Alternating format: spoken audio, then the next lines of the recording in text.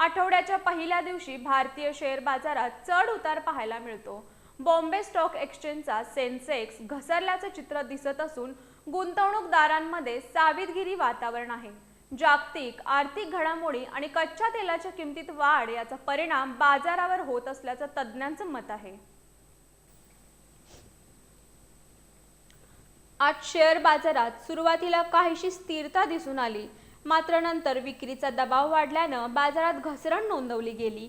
BSE Sensex सुमारे 300 ते 500 अंकांनी घसरून सुमारे 74,000च्या आसपास व्यवहार करत असल्याचं चित्र दिसून आलं।